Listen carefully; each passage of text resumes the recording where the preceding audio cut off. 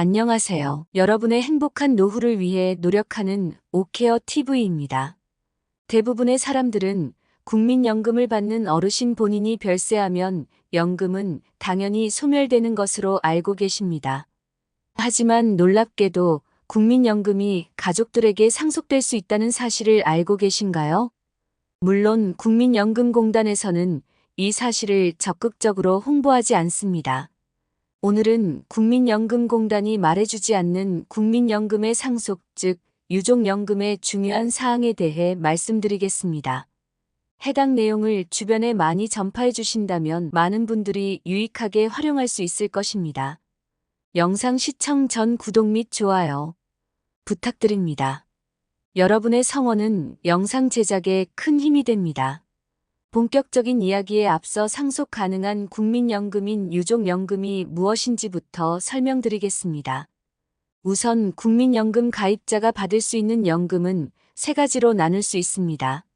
첫째, 국민연금을 10년 이상 납입하면 받을 수 있는 국민연금. 둘째, 가입자가 장애를 입으면 받을 수 있는 장애연금.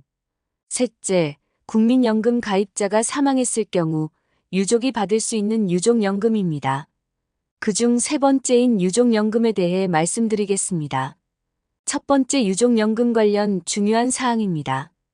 유족연금은 국민연금공단에서는 국민연금, 장애연금, 유족연금 이 세 가지 연금을 절대로 중복 지급하지 않습니다. 쉽게 말해 배우자 사망 시 유족연금과 본인 국민연금 중 한 가지를 선택하셔야 합니다.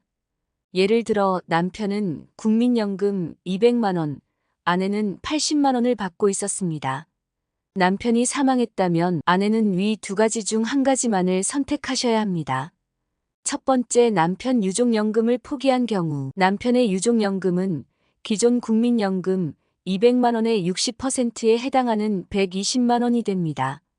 그럼 아내의 기존 국민연금 수령은 80만 원인데 남편의 유족연금을 포기하시면 남편 유족연금의 30%에 해당하는 36만 원을 추가로 받으실 수 있습니다. 그러면 아내가 받을 수 있는 연금 총액은 116만 원이 됩니다. 두 번째 선택, 아내의 국민연금을 포기하는 경우입니다. 아내의 연금 80만 원을 포기하고 남편의 유족연금 120만 원을 선택하면 최종 120만 원을 받으실 수 있습니다.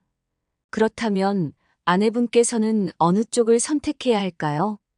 당연히 본인 국민연금 80만 원을 포기하시고 남편 유족연금 120만 원 쪽을 선택하셔야겠죠. 하지만 그동안 열심히 납부한 아내의 국민연금은 제대로 받아보지도 못하고 그대로 소멸될 수 있다는 것입니다. 이것은 불합리하다고 할 수 있습니다. 유족연금의 두 번째 중요한 사항은 유족의 범위 제한입니다. 상속의 경우에는 지분율에 따라 구분되지만 유족연금은 최우선 순위자에게 몰아서 주게 되어 있습니다. 유족연금 상속 순위를 설명드리면 1순위 배우자, 2순위 25세 미만 자녀, 3순위 60세 이상 부모, 4순위 19세 미만 손자녀, 5순위 60세 이상 조부모 순위입니다. 대부분의 유족연금은 1순위인 배우자에게 지급하는 경우가 많을 것입니다. 만일 국민연금 가입자가 60대에 사망했는데 배우자가 없다면 어떻게 될까요? 물론 다음 순위가 유족연금을 받으면 되겠지만 2순위인 사망한 60대 가입자의 자녀의 나이는 25세가 넘었지만 미혼일 가능성이 높고 3순위인 부모는 생존해 계실 가능성이 희박합니다. 조부모는 말할 것도 없겠죠. 따라서 배우자가 없다면 유족연금을 받기 그리 쉽지만은 않은 상황입니다. 개인연금의 경우 가입자가 사망 시 남은 연금을 지정한 누구에게나 지급이 가능한 것과 비교한다면 불합리해 보이는 것이 사실입니다. 그래도 유족연금이 받을 수 있는 대상이 없어 유족연금 지급이 안 된다면 사망의 시금을 친척 등에게 지급하고 있습니다. 여기서 사망의 시금은 기준 소득월액의 4배 이내로 제한하고 있으므로 약 1,000만 원 정도까지 받으실 수 있습니다. 유족연금이 세 번째 중요한 사항, 유족연금은 재혼하면 소멸됩니다. 만일 노령연금 100만 원을 받던 남편의 사망으로 인해 유족연금 60만 원을 받던 아내가 재혼한다면 그동안 받아왔던 유족연금은 소멸되는데요.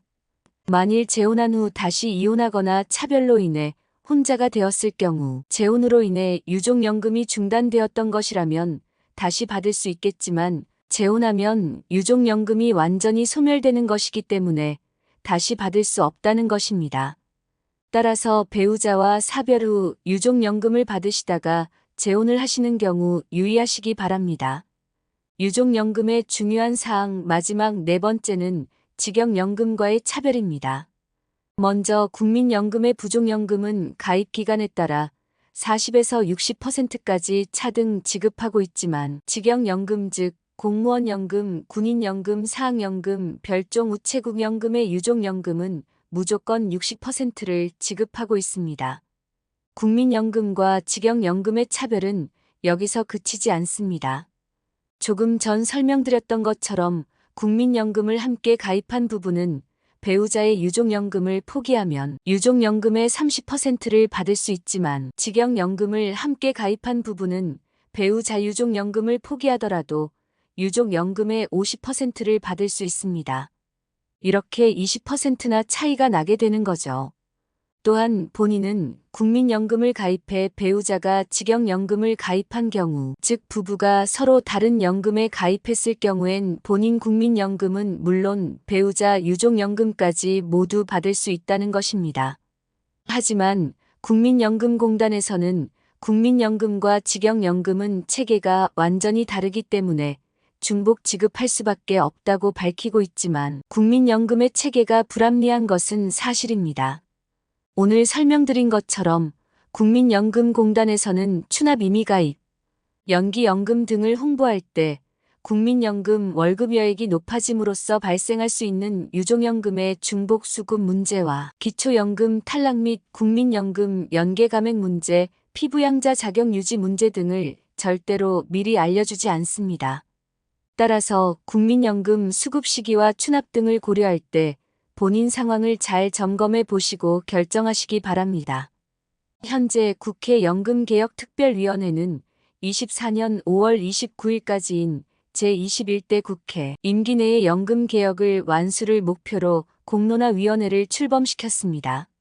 여기서 연금 재정 건전성을 위한 연금개혁도 중요하겠지만 국민연금과 기초연금을 포함한 공적연금이 안고 있는 근본적인 불합리의 해결도 중요하다고 생각됩니다.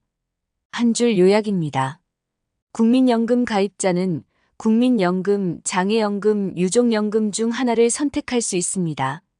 유족연금은 배우자 사망 시 국민연금 또는 유족연금 중 한 가지만 선택 가능하며 재혼 시 유족연금이 소멸됩니다. 유족 범위에는 배우자, 자녀, 부모 등이 있으며 사망의 시금은 최대 1,000만 원까지 제한됩니다. 국민연금과 직영연금은 유족연금 지급 방식과 비율에서 불합리한 차이가 있습니다. 연금 개혁도 중요하겠지만 국민연금과 기초연금을 포함한 공적연금이 안고 있는 근본적인 불합리의 해소가 우선 고려되어야 합니다. 유족연금에 대한 여러분의 생각과 개정 방향에 대해 댓글 및 의견을 주시면 영상 제작에 적극 반영하겠습니다. 내용이 도움되셨다면 구독 및 좋아요 부탁드립니다. 다음에도 좋은 영상으로 찾아뵙겠습니다. 감사합니다.